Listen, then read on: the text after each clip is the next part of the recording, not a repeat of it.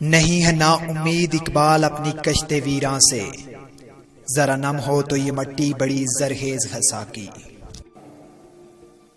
السلام علیکم ناظرین، صحافت وہ پیشہ ہے جس کی طاقت سے اقوام اپنی تقدیر بدلتی ہیں۔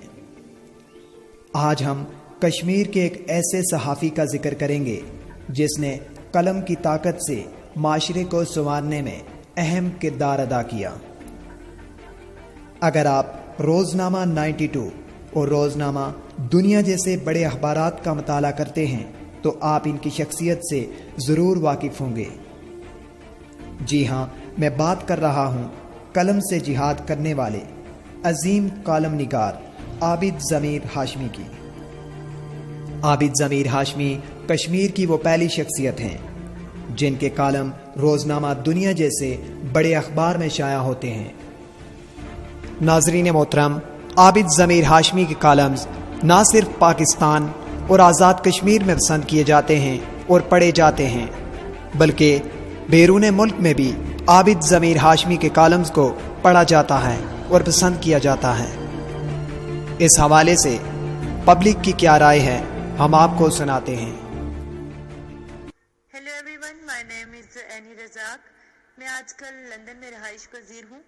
میں پاکستان کے نیوز پیپر جھنگ دنیا نیوز کو جو ہے وہ ریڈ کرتی رہتی ہوں، اور مجھے یہ جان کر بہت زیادہ خوشی ہوئی کہ آزاد کشمیر سے تعلق رکھنے والے جو ایک بھائی ہیں ہمارے عابد ضمیر ہاشمی، جن کے کالمز دنیا نیوز جیسے سٹریم لائن میڈیا میں پبلشڈ ہوتے ہیں۔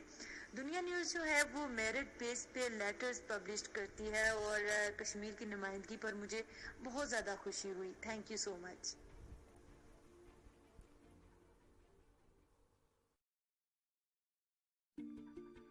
نہیں ہے نا امید اقبال اپنی کشتے ویراں سے، ذرا نم ہو تو یہ مٹی بڑی زرخیز خسا کی۔ السلام علیکم ناظرین، صحافت وہ پیشہ ہے جس کی طاقت سے اقوام اپنی تقدیر بدلتی ہیں۔ آج ہم کشمیر کے ایک ایسے صحافی کا ذکر کریں گے جس نے قلم کی طاقت سے معاشرے کو سنوارنے میں اہم کردار ادا کیا۔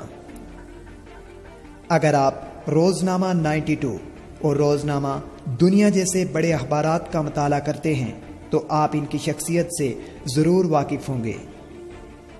جی ہاں، میں بات کر رہا ہوں قلم سے جہاد کرنے والے عظیم کالم نگار عابد ضمیر ہاشمی کی۔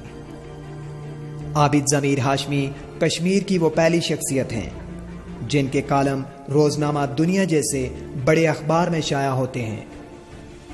ناظرین محترم، عابد ضمیر ہاشمی کے کالمز نہ صرف پاکستان اور آزاد کشمیر میں پسند کیے جاتے ہیں اور پڑھے جاتے ہیں، بلکہ بیرون ملک میں بھی عابد ضمیر ہاشمی کے کالمز کو پڑھا جاتا ہے اور پسند کیا جاتا ہے۔